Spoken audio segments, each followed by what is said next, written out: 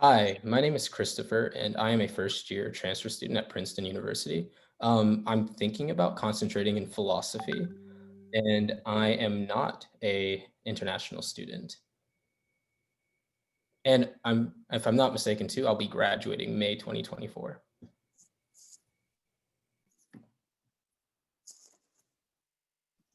I guess I'm second, so I'll go. Hi, everyone. I'm Koichi. I'm a junior at Cornell, but last semester or this semester was my first semester being at Cornell. Before that, I was at community college for 2 years where I got my associates. I'm from Japan. I have a Japanese citizenship, but fortunately, I'm not an international student. I have a different visa to be here. So, but I really look forward to interacting with both domestic and international students here today. Hi, good evening. My name is Michael, and I'm from Columbia University School of General Studies. I'm a transfer student from Foothill College, and I'm currently a senior, and I'll be graduating in September 2021. I'm an international student originating from Singapore. Good evening, everyone. My name is Brandon Carlson Clark. I just want to say thank you actually for having me. It's quite an honor, and I know how daunting the process can be. So I hope you guys find our information and advice helpful. So I'm currently a senior at Cornell University, majoring in neuroscience with plans to attend medical school thereafter. And I previously attended and transferred from Tacoma Community College in Tacoma, Washington. Hi, everyone. My name is Mariam Laverdian. I graduated Los Angeles City College with associate's degrees and transferred to Yale University. This is my first year at Yale. I am a junior planning to graduate in May 2022. I'm majoring in applied mathematics and also trying to double major. There's also another cool major, I can talk about it as well, called computer science and economics. And I'm not officially an international student, but I've been in the country for only 4 years. So I have some information about international students too. If you want to reach out to me. Hi guys, I'm Alexandra Andronikov, or you can call me Sasha. I'm a junior at Cornell. I transferred from Brookdale Community College. I'm not an international student, and I'll be graduating in 2022. Thank you for having me here. It's an honor. Thank you. It's so great to have all of you from so many different backgrounds. I think this is going to be really insightful. So we're going to start going back, I guess, for some of you a year from now, for some of you more. But we'd love to hear kind of what you think helped you stand out as a transfer student, things maybe like your extracurriculars on campus, off campus, things that you might have done while you were on campus. And then of course, possibly if you think like your application in and of itself stood out with its essays or things like that, that would be really great to hear too. And so again, we'll go with Christopher. So for me, my approach to the application process was kind of broken into 3 components. And the first one was to kind of know my story. And the second one was to kind of talk about the things that were meaningful to me, not necessarily things that were expedient. And the last thing was just really knowing my strengths and more crucially, knowing my weaknesses. So in regards to my story, I'm a high school dropout, and I wanted to find a very unique way to kind of delineate what that meant to me and how it was an obstacle that I transcended. As far as extracurricular activities that I pursued, I definitely wanted to pick the things that were particularly meaningful for me and impactful for me, just because I think doing that allows your application to be authentic in some way. So one of my favorite extracurricular activities was participating as a GED instructor at the Relatives, which briefly is a nonprofit organization that acts as a homeless shelter for youths between the ages of 14 and 24. And then as far as my strengths, like I knew I was a decent writer, and I knew I wasn't so great at math. So I wanted to make sure that my application showcased that strength, my writing ability, but also I wanted to find really unique ways to kind of fortify my Achilles heel, as it were.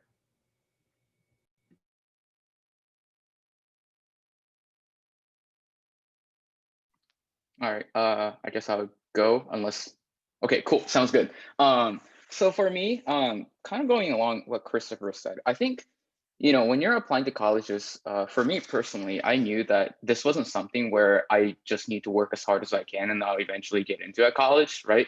You can work as hard as you can and not get in where you want to, right? Or you can be the smartest person in your school and not get in where you want to. So I really had to, as they say, like, work smarter, not harder. And just like what Christopher said, knowing what I'm good at was something that I knew was important, knowing what made me unique. So for me, I really wanted to go to UC San Diego in high school. I attended a high school in California. I really wanted to go there. I visited there, talked to many people there, and I couldn't even get into San Diego State. So that kind of like a feeling of loss, and like I really want to make my high school like regret saying so many bad things to me and stuff. That really kept me going. And also speaking of networking, right? Talking to the right people, asking them all kinds of questions about essays, because a lot of admissions people say that the essays are the most important things you can work on, right? So pressing the right buttons to get into like, this game called the college admissions process, which is basically the way I saw it. I think it's basically like a game of life, is how I approached it. And frankly, I had a lot of fun doing it. And thank goodness I did well. But at the same time, there are many ways I could have failed, to be honest. Thank you for that. Michael, do you want to go next? Yes, sure. So I will summarize the three main points that help me achieve success in transferring. The first one is to find your unique point. So you will have counterparts who also have very stellar records. So you really have to sell yourself, find out what is really your strength. And when you find out your strength, you have to understand how it can relate to your school. So how you can value add to the curriculum in the school that you want to apply to. And lastly, you have to think about how your strengths can relate to your major. So in my case, I'm a sociology major, and my interest is in urban sociology. So my strength was that I have industry experience in urban sociology, because I worked as a government research intern for 2 years in Singapore, and it was regarding urban redesign. And when I came to the US, I also participated in research in Stanford, and I also did some activism with Mountain View Renters Association. And additionally, I also have work experience in China in the Suzhou Park.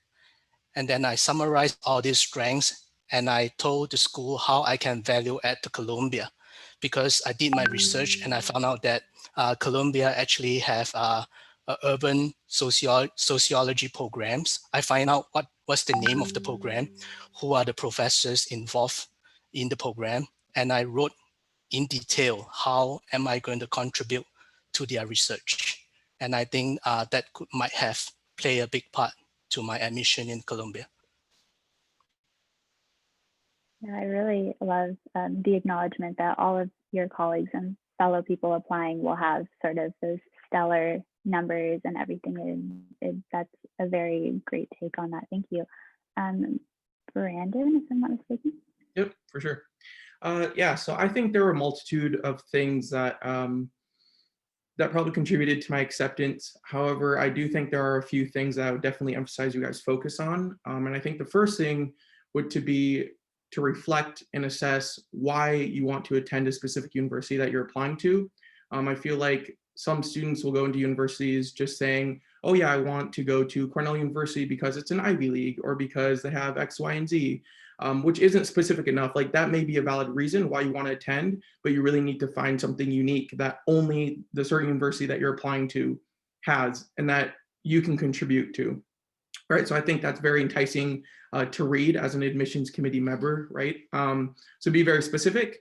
And I think another thing for me was my willingness to sacrifice my free time. I don't know how, I'm sure some of you are in the transfer process now. And so as you know, it's very time consuming. And so, yeah, you just have to be able to see the light at the end of the tunnel and stay optimistic. And in going off that, you have to be able to lean on your peers and faculty and professors and mentors for support when you need it, because it's definitely a daunting process, like I said earlier. And so don't be afraid to reach out. I think there's a lot of strength in that. And I think if you can get past that, you can really come out of community college and be transferring with some really strong connections, which I think is really important. And I also think, kind of going off what Christopher had said earlier, is just knowing your story. Like, you really have to be confident, even if you overcome hardships, right? Like, those can actually be very strong talking points in your personal statements, in your additional essays, as long as you work it into, this is where I was at that time, this is what I learned from it, and this is where I am now. So really being able to embrace those hardships, even if it was bad grades, like coming out of high school, I almost dropped out of high school. And that was actually the reason why I had to go to community college. I didn't really have the option to go to a four-year university. But I was able to talk about that in a light way, right? And I was able to show my progression in classes academically and professionally and throughout my extracurriculars, which I thought added value. And so however that looks for you, just make sure you know your story and you're confident, and just be yourself. Wow, that's amazing. Thank you. I'm sorry, I'm struggling with this order. Mariam? So I guess my story is a bit different than from everyone else's. I left my applications last minute, which I do not recommend doing. I think that's stressful for you, and also you have to give yourself time to do so. But one thing that I should mention it is be genuine in your applications. Don't look at, it's good to look at sample essays and admissions acceptance essays, but don't focus on writing the same thing. Don't think that this is the template that you should use, because for me, there was no template. I was just writing about myself, and I think that's what made me stand out compared to others. What have I done? So my story is, I went to high school here in US for a year and a half and graduated because I wanted to graduate early, so I took a lot of classes. And I got accepted to four-year universities. And my high school had this mentality: if you have straight A's, you have to go to university after high school, which I think is kind of a wrong mentality, pushing to go to a four-year if the student doesn't want to or is not ready to pay, which was my case, because although I'm not an international student, for financial aid purposes only, I was considered an international student. So mid-July, I dropped out of four-year and I went to community college. In the community college, I was president of math club that ranked #1 twice, did like different research internships with like NASA, California State University, Fullerton, UCLA. But I think there's another thing to consider is don't do activities because someone else did and got accepted. Do something that is specific to your goals. Do something that is specific to what you want to do. So I joined the student government because I wanted to like do it because it was related to finances. I didn't do it because someone else did it and got in. So keep in mind, do whatever you love and show why you did it and show how it relates to your goals. Yes, I think that theme of authenticity is something we've seen amongst E5 already. I think that's really important to take to heart. And last but not least, Alexandra, if you want to share your answer. Yeah, so everyone kind of talked about all of the points that I want to touch on, but I'll just build off of some of them. So what Michael and Brandon said, being specific in your essays, I think is one of the most important things you can do. So using myself as a personal example, when I was writing my Cornell essay, I was super specific to the point where like you would think I have been to Cornell already, like walked the campus, knew the people. Like, for example, they have this one library on the campus of the college that I was applying for. And when I visited campus, I took notes about this library, and it has like different floors, and each floor is like a different sound level. So the first one is meant for like collaboration among students. The next one is like a little bit more quieter, and the third floor is super silent. And so I like went into detail in my essay how on each of these floors, like on the first floor, I'll be studying Russian, like, going back and forth with my friends. On the second floor, I'll be studying, like biology, kind of talking it out. And on the third floor, that's where I'll study physics, super in depth, super quiet. So I made it very, very specific to Cornell. And then I brought up like the cafe that's in the specific cafe that's in that library that's apparently known for like a smoothie that they have. And I mentioned that I'd be drinking that. So they knew that I did my research on the school. So that's #1. And then I also wanted to say that I personally had like a lot of volunteer experience and leadership experience that I think helped my application. And I wanted to give a tip that like, you don't just want to say I was president of this and then end it there. You kind of want to talk about like the different projects that you've done and how you've impacted the community you serve. You really want to like build on your experiences, not just mention them. That's so true, especially that last bit. I think it's very overlooked, but it's really like application changing. So another question that's on the minds of a lot of students before they go to transfer is like, what classes should I take, especially with Ivies that don't always have articulation agreements? Like what will transfer, what won't transfer, what will help me? So I guess answer this in the scope that you wish to, but if you'd like to talk about courses you think were helpful, what it was like to transfer your courses, and sort of that process specific to the Ivy that you're a part of, that I think would be very useful. And we'll start again with Christopher. Right. So for me, I'm gonna give a response that's particularly related to my individual circumstances. Kind of during the matriculation process at Princeton, most of my credits were not accepted, and for one reason, obviously, that there isn't any articulation agreement with the school itself. So with that in mind, I think in retrospect, thinking about the courses I participated in at my community college, they were all related to my intellectual passions. So one class I'm thinking of in particular was my philosophy course. And for me, philosophy is a little bit more than just a hobby.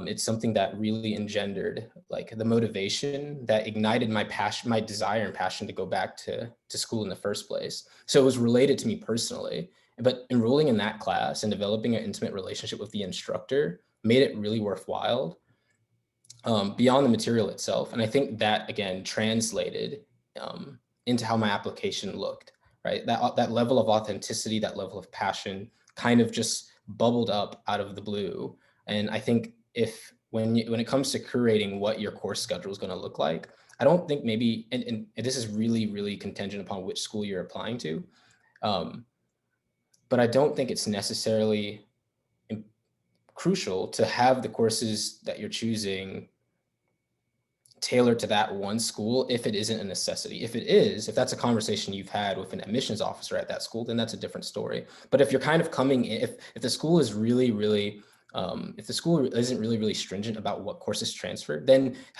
take the courses you're really passionate about, most importantly, develop an intimate relationship with the professors of those courses, and have that kind of translate into your application.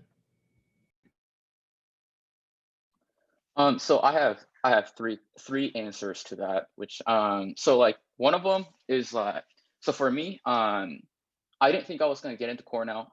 To be honest, I think none of the panels here were so confident that they were going to get into where they are today. So what I did was I aligned my classes with UNC Chapel Hill, which had an articulation agreement with the community college that I went to. So so that way, I had a better chance going there anyway, so I was more realistic. And if I decided to align it with Cornell and ended up going to Chapel Hill, my life will be ruined. I don't want to do that. The second one is I just ask admissions, what class should I take? What are successful students taking before coming to Cornell? And they were very honest. This is, maybe you should take more language classes. Maybe you should take this and that. So I listened. I checked with Chapel Hill. They were fine with it. So I took those. But like the last thing I want to say about, this whole articulation agreement is, if you actually do end up at an Ivy League school, like, do you want to graduate in 2 years? Or do you want to spend an extra time taking a very interesting class that maybe may not count directly towards your graduation, but otherwise be very interesting to take, right? Like at Cornell, there's like classes about wines. There's classes that are about oceanography, and it's super cool. And I'm planning to take that, even though it doesn't count towards my graduation. For my school in Cornell, they took all my credits, even the super crappy useless classes that I took in community college. I wish they didn't, but they did. So if you're interested in coming to the ILR school of Cornell, they're probably going to take your credits too and make you a junior. That's very interesting to know, and very true about if you can agree with some school on an articulation, it might be a safer bet. I completely relate to that. Yeah, I think Michael next. For my advice, it would be to speak to an admission officer early, because they can directly tell you what are the classes that can be transferred. But I also agree with Christopher's point, whereby you should also take courses that interest you, because you never know what you learn in community college can connect the dots when you are in an Ivy League. So some of my art classes actually helped me in my philosophy class in Ivy League. And responding to some of your questions, the School of General Studies has no difference to Columbia College. So the only difference is that everyone in School of General Study is a transfer student. And that is the only difference. You attend the same classes, take the same test, and you get the same diploma. Thank you for answering some of those questions. I've seen that happen too. Also, just want to say to the people who are asking the questions, we will get to as many as we can in the last 30 minutes. So don't worry. And so next, I think Brandon, if you wanted to answer this. So I don't think there were any courses that I took throughout my community college career that helped me gain admittance into any of the universities I was admitted to per se, but I think timeline wise, it did help me a lot. So coming from community college to Cornell, they did accept a majority of my community college credits. However, there were a few that they didn't transfer, but I was able to petition them by getting syllabi from my community college and basically comparing it and say, hey, this is essentially the same class. And they were able to transfer them after I went through the petition process. So that was fine. But I think, yeah, timeline wise, like I said, if you know what you want to major in, then I would definitely recommend you getting a lot of the prerequisites done at community college. For one, for financial reasons, it's going to be a lot cheaper. I think at community college, especially if you're looking into bigger schools like Ivies, some of the classes, well, especially at Cornell, are bigger, right? So from community college, like an organic chemistry class would be maybe 20, 30 students, and at Cornell, it's 800, 700, 800 students, right? So being able to have that personal connection, like Christopher said, is so important with your instructors. And I think it is really instrumental in your success in the class, and even beyond that with letters and support, things like that. So yeah, prereqs. Look into your major, look at what's required. And if you know that you want to transfer as a sophomore, okay, maybe you have a little bit more flexibility in your courses. So maybe you can experiment a little bit more at community college. And if you don't know what you want to major in, that's totally fine. In that case, I would recommend you experiment and see what you want to go into, because once you transfer, you're probably already going to be, done with 1 to 2 years of your college career. And so you're probably not going to have much time before you graduate. And so you kind of want to know what you want to go into once you transfer. So dabble in that in community college. And I think the most important thing regarding classes is to have a strong grade point average. I think if you are applying to elite schools like this, you definitely need to have a strong GPA. And that's not the only thing, of course, but I think it definitely does help. So just make sure in the classes that you're taking, you're reaching out for help, you're creating study groups, you're solidifying your study technique. So when you do transfer to a more prestigious institution, you have that foundation already laid, and then you can just pick up and start building off of that once you transfer. That's all very good advice. You guys have, I'm learning. I wish I was in this panel a year ago. But anyways, Mariam, if you'd like to share. So for me, for the classes that I've taken, I was looking at the UCLA, UC Berkeley, and USC. I think on assist.org, you can find all the UCs that are articulated with your community college, and USC also has on their separate website that you can check whether the courses are articulated with USC or not. So I took a lot of courses when I was in community college, specifically to cover all of those universities, just in case. I would take 5 classes per semester, but I think one thing that was mentioned by Brandon that is important is to keep in mind to keep your GPA high because I mean, it's an Ivy League school that you're applying to, and they usually want you to have a high GPA, especially with the transfers, that it's much more competitive for us transfer students than for high school students, percentage-wise. So yeah, I looked at those articulations. For my university, they actually accepted the maximum amount that they were allowed to. So they accepted 18 courses, which put me into position of a junior student. Don't be afraid to take too many or too little courses, because that's not gonna, so instead of like completing, let's say, 2 years at a university, like you can actually, like, if I knew this earlier, you could have just completed 1 year, I mean less than 1 year, and applied, which is something you can do. If you're a first year, don't hesitate, still try to apply, you never know what happens. So yeah, that's my advice. Definitely have heard that the private schools are very great about allowing that. And then you can also apply again if you don't get what you want your first time around. And lastly, Alexandra. So I don't think I took any course in particular that led to my success. It was more so I went into community college kind of knowing that I was going to transfer to Cornell. And so my goal at that point was to two things: get as many credits as I possibly could, and then second, to show that I can handle a heavy workload.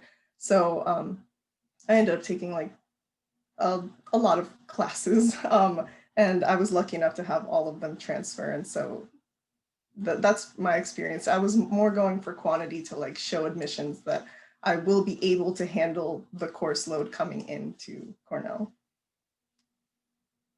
It's an interesting perspective, and cool that you made it there with that plan.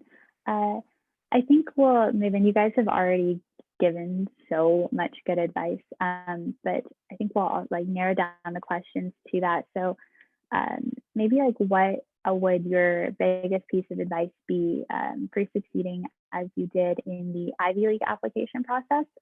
And also if you applied to other schools, like you mentioned, like UNC Chapel Hill or USC, that is totally like cool to share as well. But just like if you could share one or two kind of pieces of advice for that process that students would be starting around now, what would that be? And again, Christopher. So my first knee-jerk response to your first question is to be authentic, right? Because however, the level of authenticity you bring to your application process will absolutely shine through, right? And the admissions officers can discern what's authentic and what's kind of there to pad your resume and make your resume, quote unquote, look impressive. So just as a point of transparency, when someone's accepted into Princeton, you receive a phone call, and the phone call had an admissions officer on the other end, and I was told, right, that my application is incredibly authentic. They were moved by the authenticity of the application. And so as a point of feedback from that, when you're curating what your application is going to look like, and when you're articulating what your story is, make sure you're doing that in the most authentic way possible, because admission officers can pick up on that. They can definitely tell. I mean, it's their job, and they've come through thousands upon thousands of applications. The one application that's incredibly authentic is kind of, it's almost like a shining city on a hill, if that makes sense. In regards to the second question, and just as another point of advice, is kind of think of your story in a way. I mean, at least I find that the most successful college admission essays kind of have a hero theme. So it's thematically heroic. So think of how, in what way, or in what way you've struggled, what obstacle you've had to overcome. And really, and I think Brendan touched on this earlier, but think about who you were before that obstacle, and then think about how, as a consequence of you transcending that obstacle, you are a different person now, right? And try to tell that story in a unique way, right? So it's very easy for it to be completely cliche and conventional. A lot of kids do that. But if you find a really, really unique way to tell it, that also captivates the admissions officers, especially with the first sentence. If the first sentence is particularly interesting and hooks the admissions officer, that small narrow of time that they have to review your file, they're going to be very vested and what the rest of your application looks like. So those are just knee-jerk 2 responses that I have as points of advice. You always have such good advice. I can think back to other advice I've heard you speak about, and it's always spot on. And okay, I don't want to, I'm sorry if I mispronounced it, Koichi? Yeah, it's Koichi, no worries. Koichi. Yeah, so I have 3 main ones, and I'll quickly gloss over. And authenticity is so important. And adding on to those, staying motivated. I think it was Brandon who said you have to really sacrifice your free time. I will say my schedule at my at the end of my community college time was that I would go to school before any of the professors would come, and I would leave when security would kick me out. That was my schedule. It was brutal. It was hard. Christopher can vouch. And you really have to stay motivated. I've met so many people when I was in student government who talked to me and was like, how can I take your position? How can I do this thing that you're doing? And I would tell them exactly what I've done. But in 3 months, they've given up. And there's a lot for each one of us at the panel. I think that there's greater than 10 people who wanted to do what we wanted to do and couldn't do it because they just couldn't keep themselves motivated. The second one that's very important, at least for me, is networking. Talking to admissions, talking to people who went to Cornell. Doesn't have to be the same major. I talked to someone who studied like bees, which has nothing to do with what I do. I study unions. So but it really helped me understand the culture, and Cornell became my dream school over any school that I even thought about.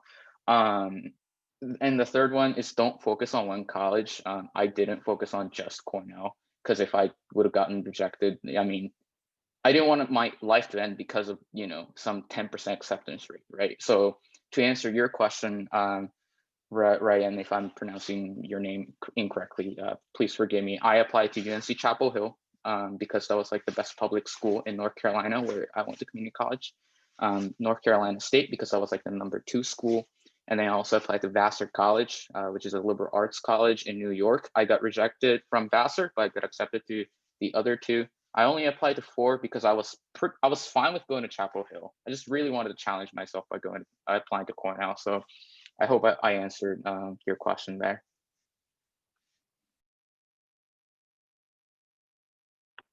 Thank you. Yes, thank you guys for being so proactive. And next, Michael, what about you, the transfer process? Yes, I agree with both Christopher and Koichi that be authentic and build networks. And building on top of their points, I would say to really think about how you can sell yourself to the school in terms of how you can value add to their curriculum. So I applied to different schools, to UC Berkeley, to UCLA, and Columbia. And when I write my application, I wrote it differently for the UCs and for Columbia because I understand that the sociology departments in the schools focus on different research areas. So I really packed my experiences to tailor to their needs. Perfect. Thank you. And next, Brandon, what about you?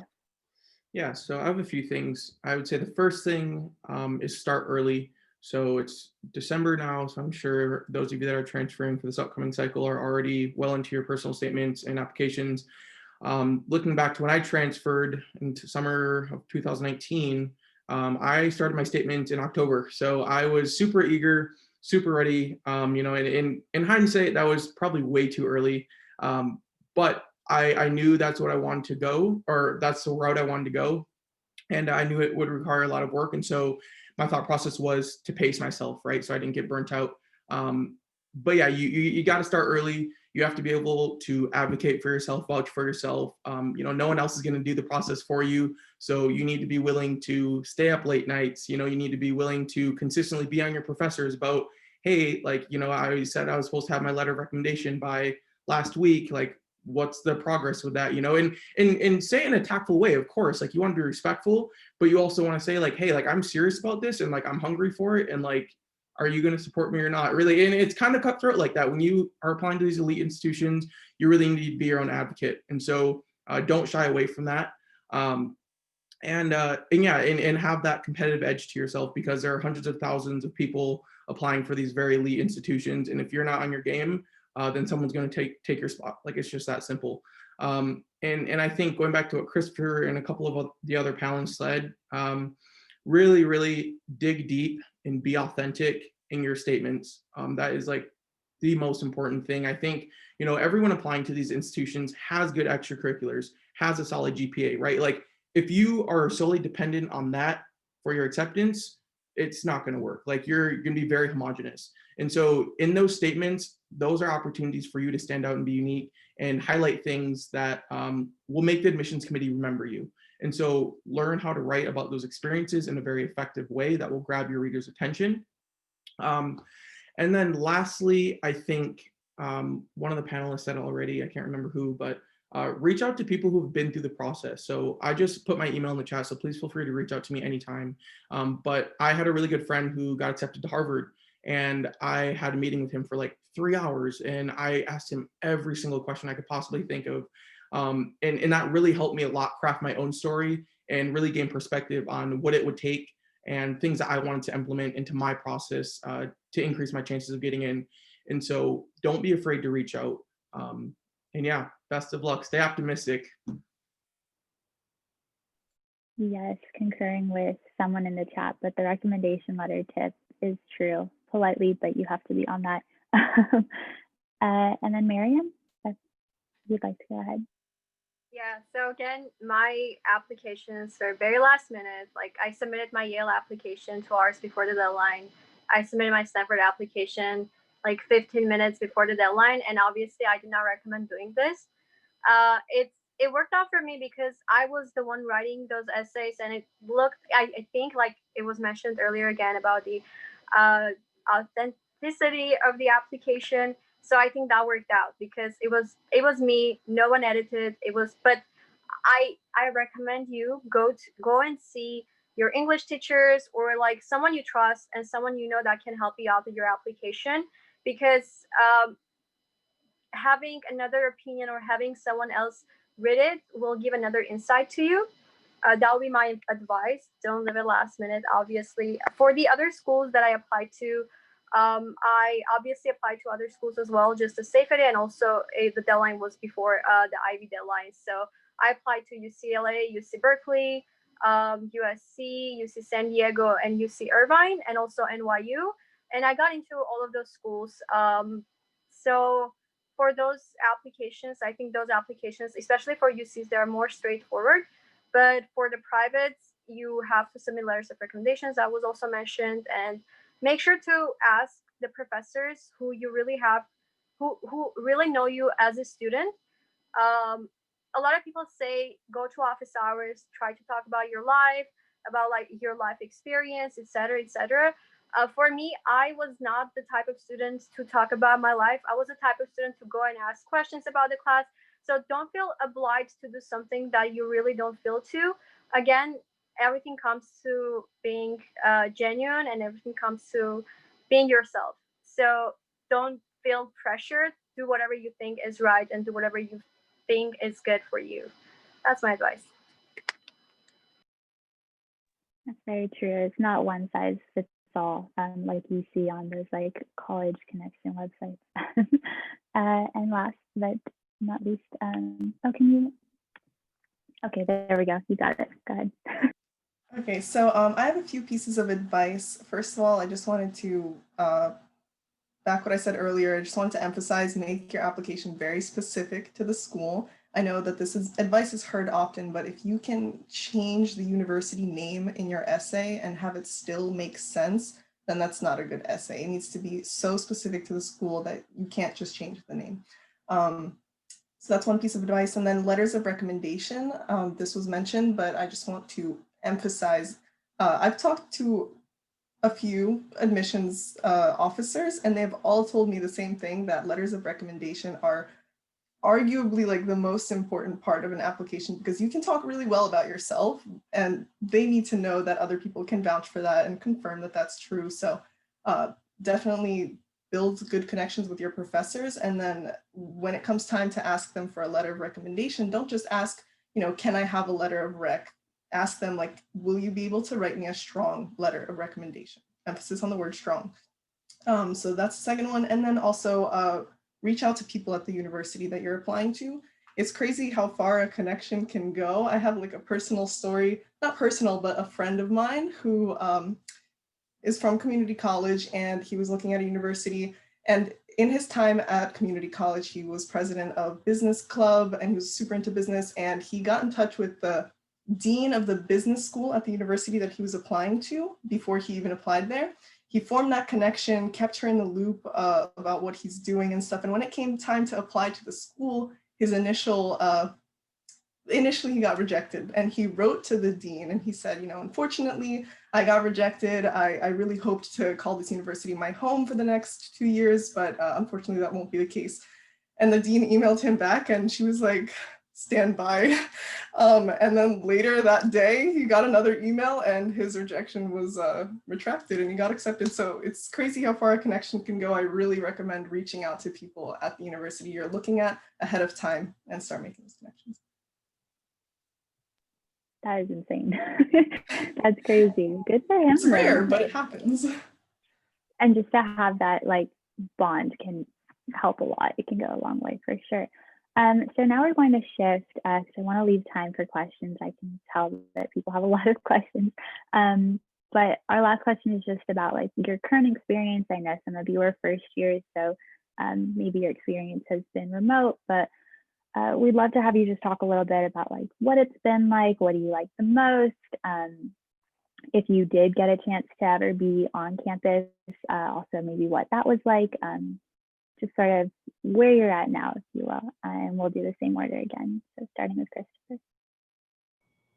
Okay, so to start with the latter question, I'm on Princeton's campus, and I think the most confounding thing is that it's still really lively. There's lots of tourists, there's lots of families, there's kids. So it's not as desolate as I thought it was going to be. And it's obviously a beautiful place just to kind of walk around and unwind. Because leading into your second question, the one thing I would say is the thing that's really stressful about Princeton is obviously the curriculum. The course load is incredibly heavy.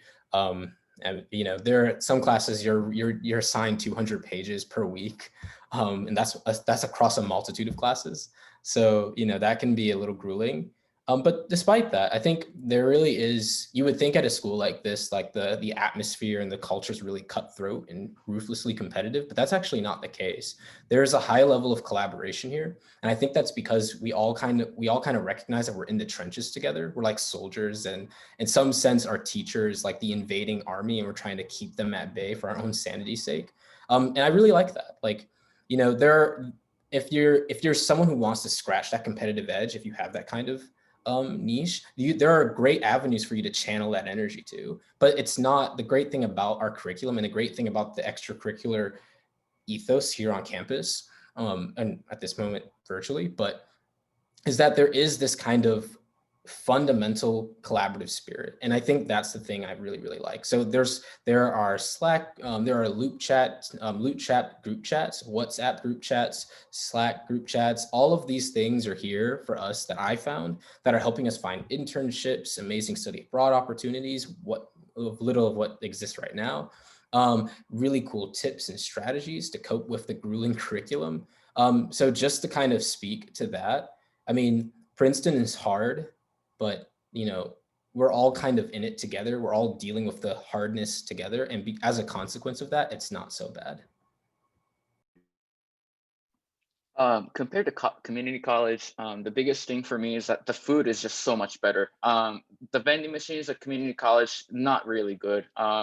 Student government, we really have to work on that. But at Cornell, I mean, there's so many choices of food. Jokes aside, like what Christopher said, everyone's so motivated. I mean, I didn't know what the heck I was doing when I came to Cornell. I didn't know what career I wanted to pursue.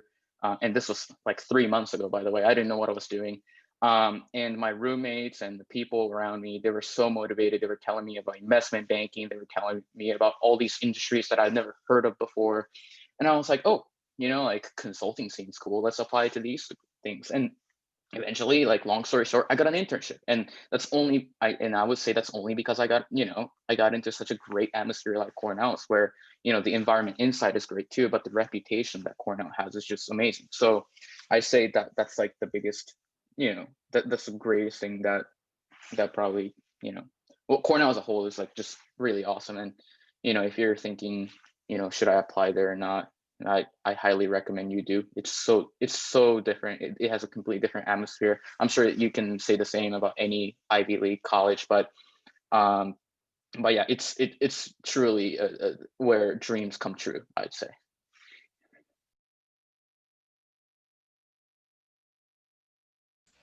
That's so sweet. Yeah, so next, Michael.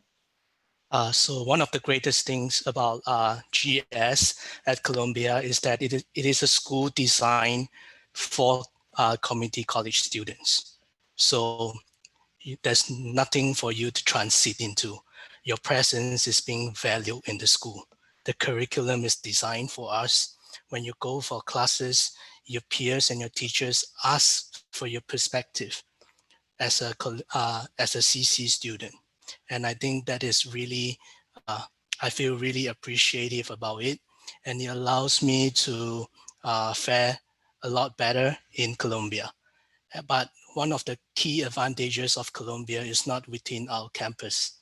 It is our close proximity to the economic and cultural heaves in United States and even the world, because in New York, they are headquarters for Fortune 500 companies, tech companies, and even if you like fashion and art, we have the Fifth Avenue, we have Louis Vuitton, and all these companies have full-time recruitment offices on campus.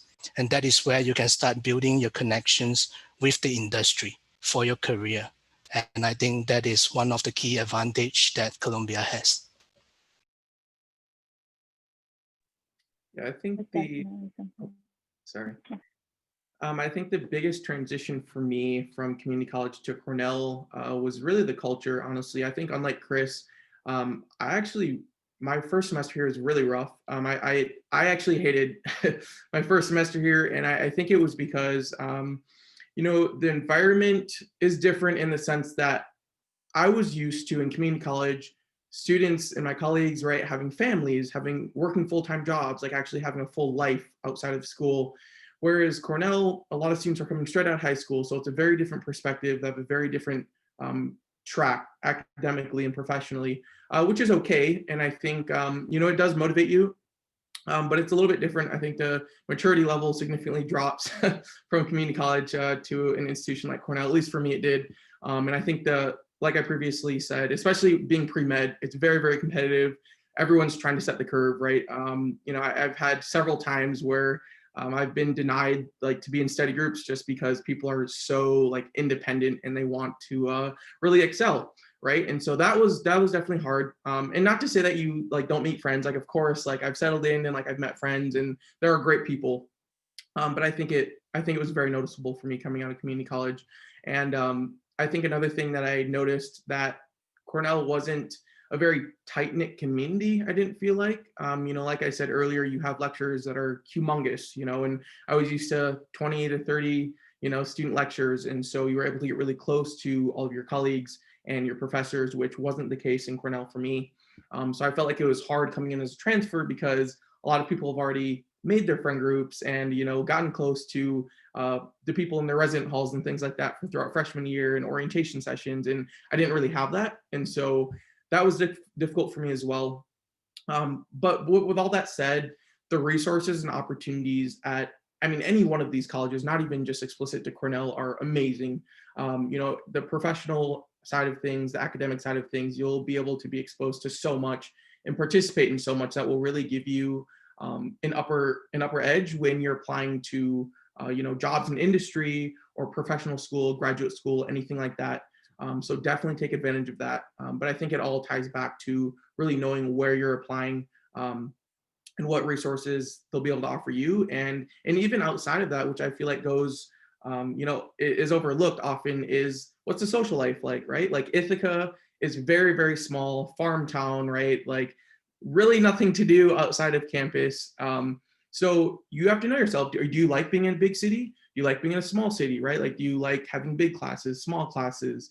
Do you like being in the cold? Do you like being in the warm? Like, those are all things that you're gonna have to factor in, because it definitely takes a draw on you, right? Like, you're gonna have a social life outside of classes. Like, you're not a robot. You're gonna have fun and you're gonna wanna go out and do things. So that's definitely something to consider as well. Yes, thank you. Those are all, I think, really important, especially when it comes to Ivy Leagues and everyone is like, oh, and it's like, wow, they're all very different, as we got just from this. But Mariam, maybe you can touch on Yale, even if it has been remote. Yeah, so I actually was on campus this semester too. They only sent us like after the Thanksgiving, and that's when they told us don't come back until the next semester. But I had the opportunity to meet other students, although there were a lot of restrictions, like the limitation of like the number of people that you could see at the same time, or like whenever there was club activity, there was again those limits and everything. And the class meetings, in-person meetings, were only for the classes that had a lab component, which mine didn't. However, I still got a chance to communicate with some students, and what I realized is Yale is very diverse, and I was able to find a community that, sorry, my cousin he's playing his game, and yeah, he's FaceTiming. Sorry for the background noise, but I was able to find a community, and what was really good was this semester Yale decided to place sophomores, juniors, seniors, and the transfer students within the same campus, so the old campus, and then only freshmen were at the residential colleges. And me and other transfer students were staying at the same building. So I was able to meet students who had the same background as me, which probably made it much easier than for those students who just go straight to residential colleges, as Brandon mentioned, where students already have connections since the freshman year. For the opportunities, I think there is, when you go to an Ivy League university, the amount of opportunities there is infinitely many. I feel like there's every day an event, a recruitment event, or there is coffee chat with a recruiter from Morgan Stanley. They like come to the university. A lot of them are Ivy League graduates. So like Yale graduate would go to Yale University for the recruitment. And then one of them mentioned to us how like just because she's a Yale graduate, she has a weak spot for Yale students, although for the recruitment process, everyone's equal, but she is happy when she sees a Yale graduate. So I think that applies to every other for every other Ivy and public university as well. So I think the connections, the name, and the opportunities that an Ivy gives you is really a lot. And in addition to that, I want to say that I had this stigma that in top universities, the professors who are also involved in researches will be very difficult to reach out to. But I found out that it's not the true. The professors, they hold their office hours, or like they are willing to stay after class to talk to you, to help you out, to understand. So don't be scared. I was hearing the scary stories about UCs though, not specifically about IVs, how like the professors are not approachable. And I generalized that idea about all the 4 years, but it's not really true. That's awesome. And Alexandra, finally getting to Cornell, that was your goal, been like? Yeah, so I think I just want to echo what was said about the fact that the opportunities are just like limitless. There are always events and seminars and just anything for anyone. And then also endless resources to support you, whether it's like mentally, academically, emotionally, career-wise, just everything. And then personally, I want to say that I think my favorite part overall in my transition to Cornell has been what I like to call living in my education. So when I went to community college, I would commute 30 minutes there and back every day. And so there was like definitely a distinct separation between, like my life at home and my life at school. And then when I got to Cornell, I lived on campus, and like living inside of my education and just like fully delving into that, to me personally, has been like the best thing ever. And as Brandon said, Ithaca is is small town. It's kind of like a bubble. There's really not much to do, you know, outside of it. So there's definitely like a social life at Cornell, don't get me wrong, but the environment does make it easy if you want to focus on school to solely focus on school. So I like that. Thank you all. That was amazing. That's just like so many different perspectives all into one. I'm sure that people could get something out of every one of your responses. And we're right on time for Q. I don't know if I should hand this over to Athena's. Yeah. You can go ahead. Can you see the chat? Sure. Should we just go from the beginning, or? I guess so. There were a couple of questions once we started. Let me know if you need any help. All right. Okay. Well, I guess we'll start with the questions, and then or if someone who asked the question is interested in expanding on their question, let me know and you can probably unmute.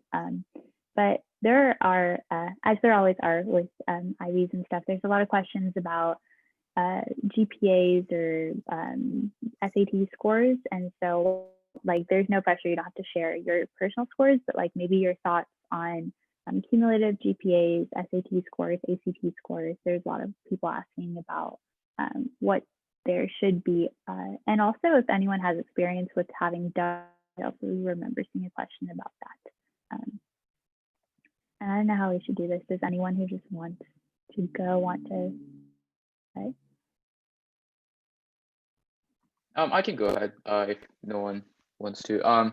Yeah, so I replied to many of the GPA questions. So like what I would say is maybe you figure it out when you're listening, you know, after listening to me, but I'm not a very smart student in an academic way. I got a B in public speaking and I didn't have a 4.0. And I asked the admissions person and he said, as long as it's high enough, right? As long as it's high enough, I would say maybe like 3.5 or higher or 3.7. Then what they look at is everything else. So it's not like, oh, this student has a 4.0 and this student only has a 3.98. Oh, can't do it. You know, got to give it to the 4.0 student. No, that's not how it works. So I don't think you need to worry too much about GPA, but if your GPA is low, then they will start questioning whether you can survive at the college, and you should probably also reflect on whether you yourself can survive at the college that you want to get into, because it can be very brutal at some of the classes at any Ivy League college or any four-year university. And was there SAT part two? So I'll quickly go over that. Personally, I was in the 99th percentile in high school. So I just submitted it as is. I asked them if they wanted it and they said yes. But I also know that for some admissions, they don't really care or it's optional. So I know that some students decided because they didn't have a good score, they just decided not to submit it and they still got in. So if it's high, yeah, submit it. If it's not, then make sure it's optional. If it's not, maybe you want to retake it. Yeah, I agree with that. Going off what Koichi said, I mean, I had a pretty strong GPA applying. I think I had like a 3.95. So it was up there for sure, which I think helped, but I think it's not everything, right? So I think if you are hoping for an Ivy, I think you should shoot for at least a 3.6, maybe a 3.7, just because I think Mariam said it earlier, it is a lot harder for community college transfer students to get into Ivy Leagues just statistically. And so I think if you have a higher GPA, it increases your chances. But with that said, it's not your entire application. That's one component of your application. And so if you are in the spot where you do have a little bit lower of a GPA, you need to be able to supplement that with, okay, well, I was president of this club where I had leadership roles in this, and this, and I did research, right? So you need to have like buffers, so to speak. You need to have other experiences that will be able to fill in those gaps. But yeah, I think academic rigor, you know, it's important for you to be able to have stable grades. And I think I ended up applying to like 16 schools. I went a little crazy with it. All of the IVs and then a handful of private schools. And I think only Brown wanted ACT scores, and I didn't end up getting an acceptance from Brown. And I didn't do well in the ACT either, so that may have been why. But I don't think it's something that's very common for universities to ask for, so I wouldn't worry too much. So if I can just jump in really quick too. One of the things that I was crafting my application that I kept in mind was this third point, was that know your strengths, but more importantly, know your weaknesses, right? And whatever that, if one of your weak points of your application are the quantitative metrics, right? I guess I would say that you could take a little bit of solace in the fact that transfer programs are usually designed in such a way that they're looking for kinds of students, not necessarily, because if they wanted to fill their class with members, with candidates that had 1,600 SAT scores, they could absolutely do that from their high school applicants. But the transfer program is a little bit more convoluted than that. They're often looking for people with really unique stories. So in a lot of ways, if your quantitative metrics don't necessarily reach the benchmark, as it were, but they're high enough that the university isn't going to question your ability to survive in their academic atmosphere, I would really, really kind of shift your focus into the qualitative parts of your application, your essays, your extracurricular activities. What's the narrative you can craft? What's the kind of cohesive narrative you can craft that links to those two? Because that is the thing that will triumph over your quantitative metrics. And because I've seen it from a number of students too, and even the students in the small transfer community here at Princeton, that is often the thing that shifts the committee from a no to a yes when reviewing.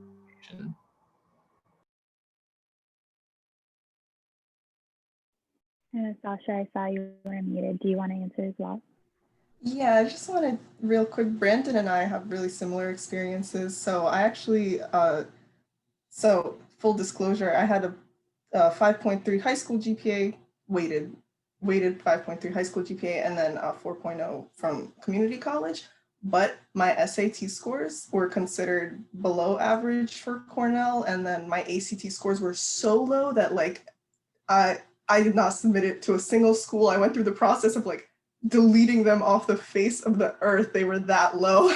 But like my GPA supplemented for my lower scores. And so as Brandon said, you just have to find other areas in your application where you can like show your strengths and make up for it.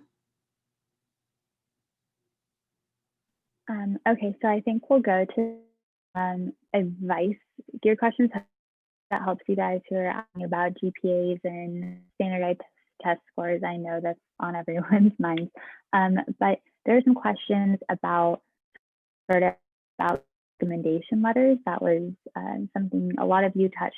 Anyone wants to talk about advice for rec letters, things you can do to follow up? Anyone can go ahead. I guess I'll go again first. So rec letters, I don't remember who said it, but it's quite possibly the most important part of your application aside from the essay.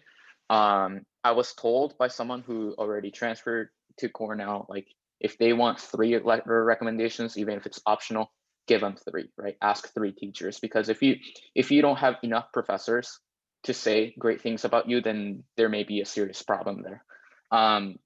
So how I approached it was I straight up asked teachers, would you be able to say that I was one of the best students you ever had? And you know, me asking that would obviously mean that I want them to write that, right? And if they can't do that, no one said they couldn't, but you know, because I asked them that, right? I'm sure they wrote something really great. So and I also sent them a very, very large, like long email about like specific things that I did. Like for example, like, oh, like I'm sure you remember many of the things that I've done, but just to make sure, this day I talked about this, and I also want you to talk about how my grades were compared to people you taught now or people you taught in history, right? So like I gave them a lot of hints to make their lives easier and make my life better. And another thing, I don't know, this really depends on the community college, but for me and Christopher's, the professors never have written a letter recommendation before. So when we give them like what to write or what, you know, give them hints, they really do that. So that might be something you might want to remember is unlike high school teachers, they may not have as much experience writing these letters. But if you come from like a California community college, maybe the story's different. But I would definitely recommend you rewrite them a very long email about like maybe what you have done, so they know what you did as well. I think another really important point is to really ask, don't focus on the resume or the accolades that your letter writer has, right? So don't just say, oh, I want to ask Dr. Smith for a letter because he's published a lot and he's done all this research and he studied abroad, right? Like that doesn't matter, right? Like no one cares about that. The only thing that matters is the content that's in your letter. So ask people that genuinely know you and that can genuinely speak for your passion in academics and lifelong learning and things that you're implementing in your application, because everything that's said, like Sasha said earlier, is going to complement your own application, right? So you don't just want a general letter that says, oh yeah, Brandon took my biology class and he got an A and he collaborates well with students.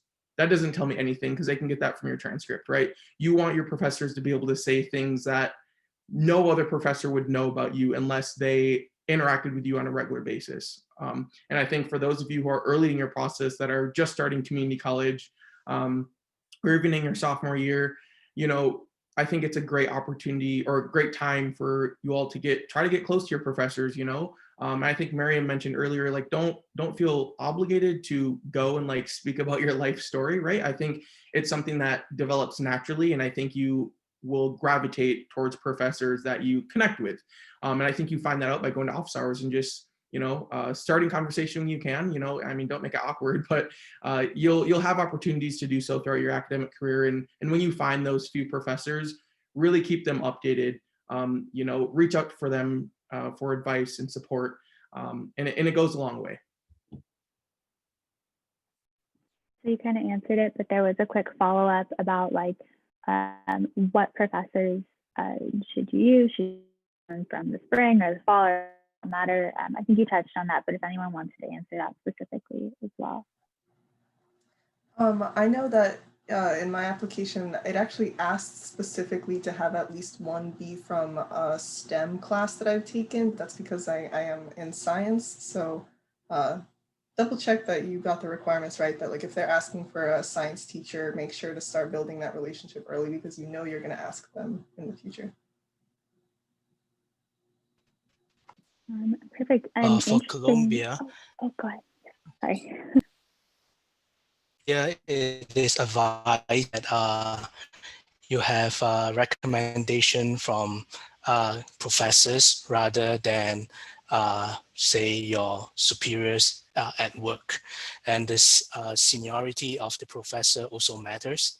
And it will be best if the professor is teaching your major.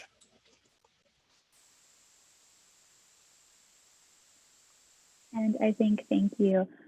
Someone has a follow-up to that, which was also asked by several people earlier, but there's a lot of talk about like making connections with admissions officers, genuine connections with your professors. People are asking how to form those connections, be it with professors or with admissions officers. What your advice would be on that? I think the best way to go, but I personally can't offer any advice for connecting with admissions officers because I didn't do that at all in my admissions process. But as far as professors, I think really just showing you have a curiosity and passion for the content.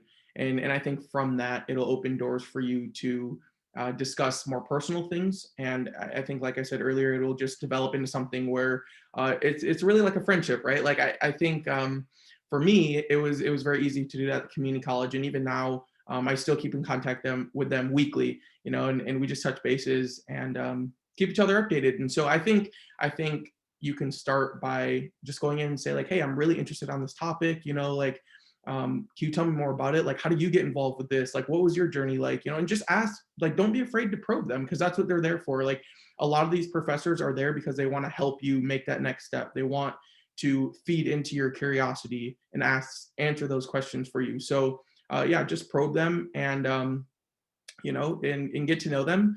And yeah, don't be afraid to get outside of your comfort zone because a lot of things lie on the other side of being uncomfortable and being a little bit vulnerable. So please do so. And I guarantee that you'll have success and joy along the way.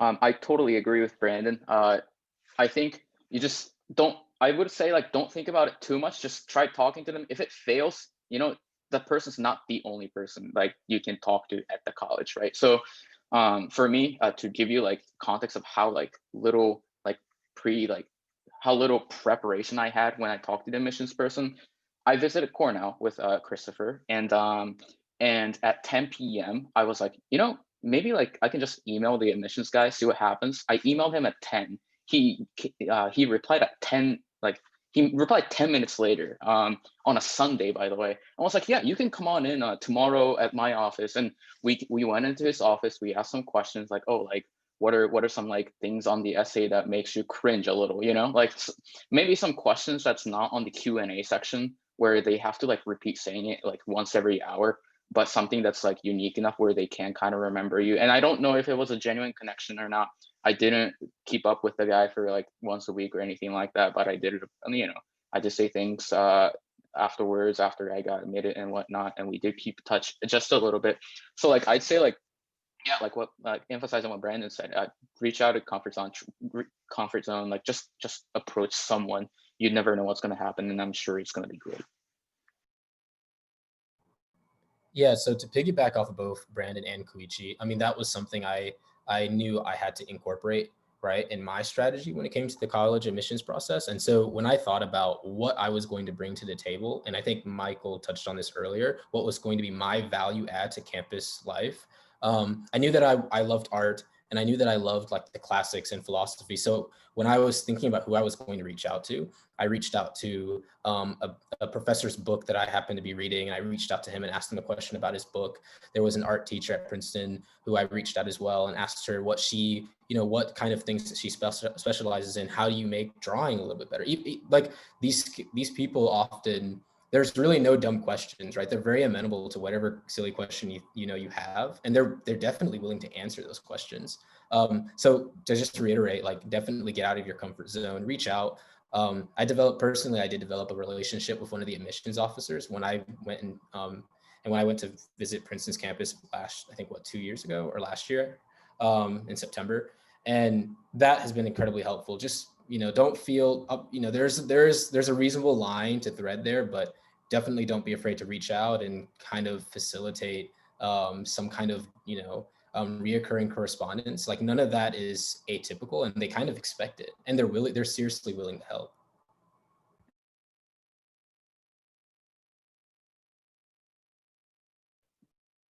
Well, that was great to get like slightly different perspectives. Some people did have relationships with admissions officers, some didn't. So if you are applying like right now, don't freak out. But if you aren't and you have the time, some really good advice to follow. An intuition that someone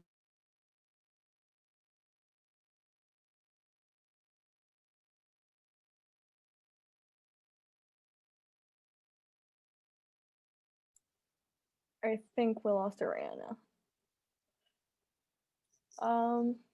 Ariana, are you here? Okay, I don't think so. Am I the only one not having her back? Or is it for everyone? Yeah, I can't hear either. Yeah, Okay. I can hear. Okay, let me look at the chat. Does anyone else have anything to share about that question? Or maybe we can move on to another one. We still have 13 minutes to answer questions. And I see that there is still a lot in here. Yeah, she logged out.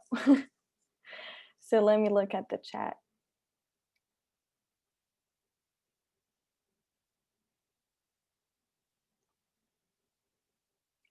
Okay, so there is a lot of questions I see about recommendation letters.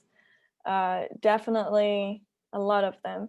There's also one who asked about, did you use the Common App to apply to your school? And when did you start actually preparing for your application to your current university? If anyone wants to briefly answer that. Yeah, I'll go. So I really screwed up on my Common App. I applied to NC State before Cornell, and I just really screwed up. My application was a mess. I joked about like being in like volleyball team or something like that, which was true, but like it wasn't supposed to be emphasized. So I freaked out. I reached out to Cornell. I'm like, can I use a different portal? They were like, yeah, you can use this thing called UCA. And it really doesn't matter. In fact, I think it set me apart because they know that you can't apply using like that portal with like for 10 different schools, but I don't know, never really asked them. So yeah, I just wanted to add that it doesn't have to be Common App. Okay. Does anyone else have anything to share about that? For Columbia GS, we do not use the Common App tool, so it's just a direct application on our school's website. Okay. Okay, I think we can move on to another question. I saw that in the chat there was something really focused on Columbia General Studies School. So someone wanted to know more about what it meant and what it entailed to apply to Columbia General Studies and what it was in details. So the main purpose of Columbia GS is to add diversity and vibrancy to the Columbia community. So it is only open for community college transfers, and you must have at least one gap year in your educational path. So it would be best if you have industrial experience or significant extracurricular activities so that you can add value to the traditional Ivy League students. And you attend the same classes, take the same tests, and you will graduate with the same diploma. There's no difference between how the school treat you and treat the kids from Columbia College, but you get teased once in a while because we tend to be older. Yeah, but other than that, there's no serious stereotypes on it. Okay, thank you. That's really interesting. I think that part of Columbia is sometimes unknown and not many people actually get to know about it, even though they are present in community college, campuses and transfer fairs. But sometimes it's really hard to really know what it is in details. All right, so Ariana is back. If you want to go ahead and take over again the Q&A. Yes, I'm sorry. My Wi-Fi always on Zoom every time. No worries. Thank you. But I think we probably have time for 2 more questions.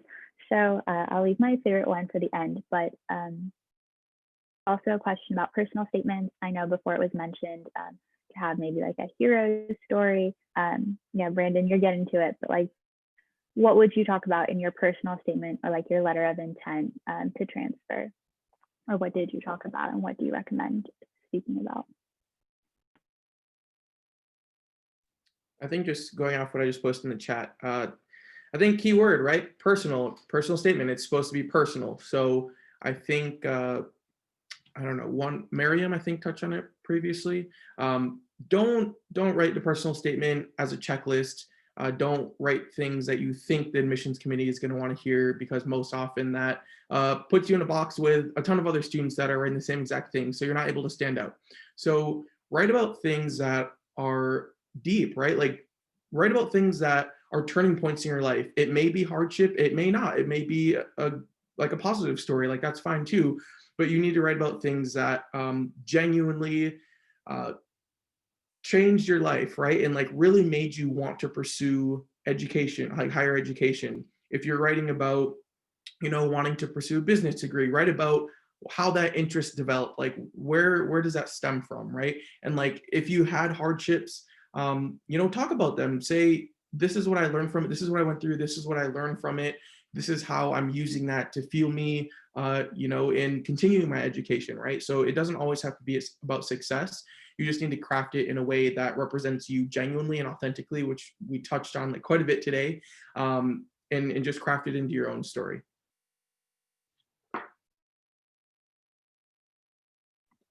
So for me, kind of summarizing what I did was my extracurriculars are pretty much all over the place, but that was like because but there was a theme, connecting all of them. So what I decided to do on the essay was connecting all the dots for the admissions to know, like, so they know, like, okay, like I'm a Japanese student, but so what, right? I have to explain why that's important to me, or I have to explain why I did student government, why like I was ambitious enough to do certain things, and kind of connecting all the dots together was, I think, was very important. And what Brandon said, and kind of going even further to that, like I think I did well because I explained why I wanted to do certain things. So for example, right, I didn't do very well in high school. But me trying to go to Cornell, I'm gonna have to like basically like show them evidence of why I have to go to Cornell instead of not even going to college at all, right? And I told them like I really want to be a leader internationally, and having a Cornell resource and a Cornell degree will really propel me initially to be where I want to be. So so yeah, I think you really have to be very genuine, and what Sasha said, you really have to be very specific. If you can, the Common App sometimes don't let you do that, but you really, I think there's so many ways to tailor it to that specific school, and I think that'll get you in. I also wanted to add, so for the personal essay, I saw the essay as opportunity to talk about things that were not present in the rest of my application. I know that some people take the approach of kind of elaborating on different things that are in the application, but I took it as differently. Like I just talked about something that didn't really fit into any of the check boxes, like my resume or activities that I've done. I've talked about how, you know, like all of my family is in Russia, and when I was little, I would take trips there, and I tied it back to how like what I saw there made me want to pursue medicine. And so just overall things that didn't fit elsewhere in the application. And then I want to emphasize that each sentence is like real estate for you to add value. So I went through so many drafts of my personal essay, like, and I had many teachers read them over. Like it took a lot of work. It's not just really something I could have banged out in one night, you know, it took a lot.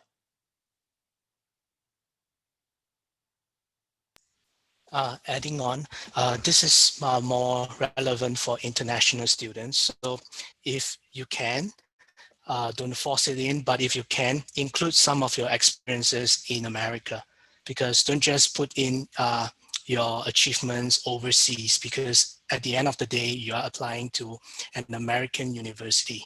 And the schools really want to see if you have assimilated into the American life.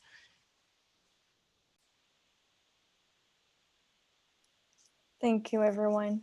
Does anyone else want to add on to that?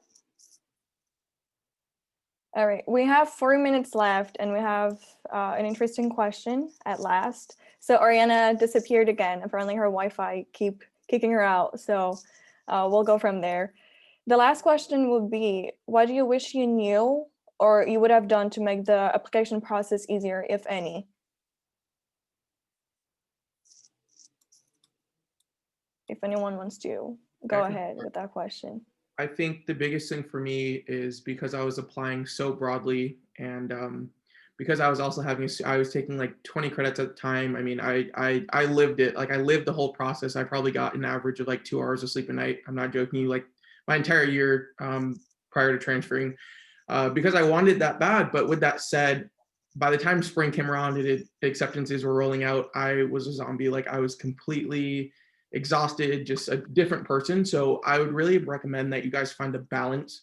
I think that's so important. And I think especially applying to these elite institutions, it's very easy to get so sucked into your academics and your extracurriculars, and then coming home and writing your statements. And although it is important for you to be able to dedicate that time and grind it out, it is also important for you to take care of yourselves and spend time with your friends and your loved ones, because it provides you balance and it refreshes you.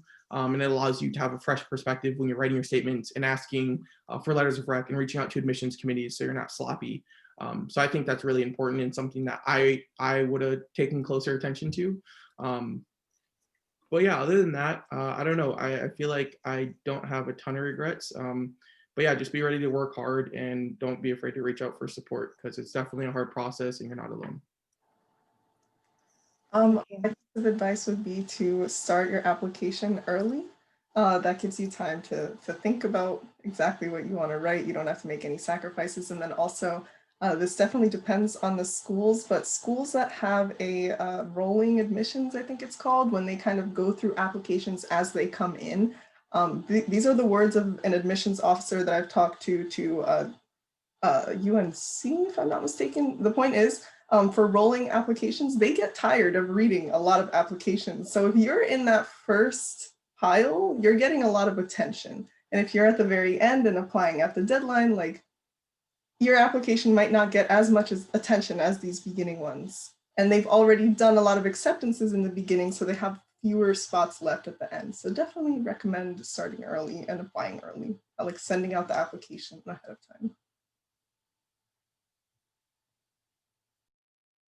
time. So because I got, I'm at Cornell now, I don't have any regrets because, even the stuff that I messed up on, I'm sure have helped me, like, the butterfly effect. So I don't have anything that I will necessarily regret. But if I didn't get in, one thing that I definitely would have said as an advice would have been to apply to more colleges, because I only applied to 4. Someone I think asked like how many colleges should I apply to, and I think I PM'd them. I would say like as long as it's like enough to the point where like you wouldn't regret not applying somewhere, right? Like if you're kind of interested in Duke and then you didn't get into a college another college you were interested in, and then you go to a college you actually didn't want to attend, you might start thinking like, oh, I should have applied to Duke, even if you didn't get accepted, or if you applied, right? That might be something that you might start thinking about. And certainly my friends who are at colleges that maybe they enjoy are thinking like, oh, I should have applied to Penn, or I should have applied to Stanford or something like that. So definitely like make sure you don't do something where you would make regrets. So so kind of piggybacking off of Koichi, I don't necessarily have a single regret that I can point to, but kind of, this is kind of a thing I've heard from other students who have successfully matriculated into Ivy League schools from community colleges. And one of the things that was a huge stressor for them is just the whole process. I think, their biggest regret is trying to carve out some time where they unwind, they de-stress they kind of detach from the process, just so they can kind of center themselves, because the process is all consuming. And, some people, it's really easy to tie your existential worth, right, to whether or not the application is great or whether or not you actually get into the school. And a lot of that is really dehumanizing to your own self, demoralizing to your own self. And so it's really good to carve out some time just to really reflect and to think about, who you are as a person and what ultimately, no matter, despite what may happen, what it may mean for you. Just having that time to self-reflect, I think, is really, really important during that process.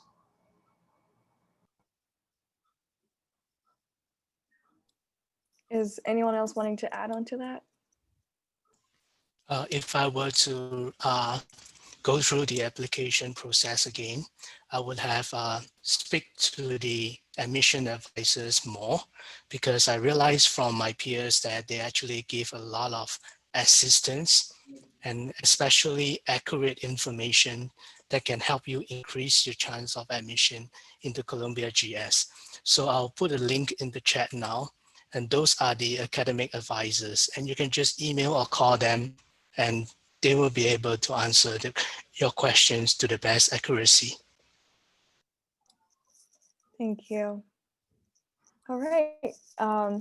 That's for sure that the transfer application process is very stressful for everyone going through it. And with COVID, I heard that many people were even more confused regarding the process, because some exams are not even required anymore and some others are. So that might be complicated as well. We're about the time to finish this panel. So if any of the panelists want to have a final word, go ahead now. And if not, we will close it at the moment. Does anyone else want to add anything? One question, just curious, do you guys can take gap year if you want to? Are you asking about prior to transferring to Ivy League, or 4-year or after? After you transferred it to 4-year university because of COVID, can you take gap year? Can you do that? I think, yeah. I don't think there's a reason why you couldn't. Yeah, absolutely. I'll double check the requirements. Yeah. So sorry. No, go ahead. Yeah, I was just gonna say. Yeah. I just so for my college, for transfers, you can't take you can't like defer your admissions. That's the official name. It's not technically a gap year. Basically, you have to come in the semester you're accepted into. Now, like if you were already a student, like let's say like I just finished my semester and I have like an actual reason to take a gap year after completing my semester at Cornell, then I think that's something that they can take into effect. But yeah, in terms of last words, like thank you all for having me here. I think I listed my contact info somewhere, but I'll post it again. Please feel free to reach out. I'm like, I have so much free time because everything is so virtual. So like, if it's just, just a chat, I can do that too. So yeah, thank you all. Thank you so much. All right. Well, I would like to thank all of our panelists for taking some time in their busy schedules to be with us today. I'm pretty sure it was a very enriching panel and definitely brought a lot of answers to everyone attending, including me. So thank you to our host as well, even though she had to leave us a little bit early because her connection was acting up, but it's okay. I just wanted to add a little bit of information. So we still have our next panel next Sunday, December 13th at 6:30 again. It will be Stanford, USC, and Caltech. So thank you again and good evening, everyone. Thank you.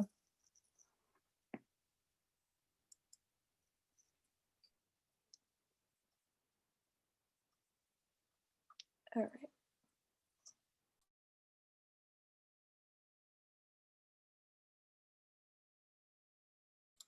Thank you, guys. I'm going to end the call now if I can make it happen.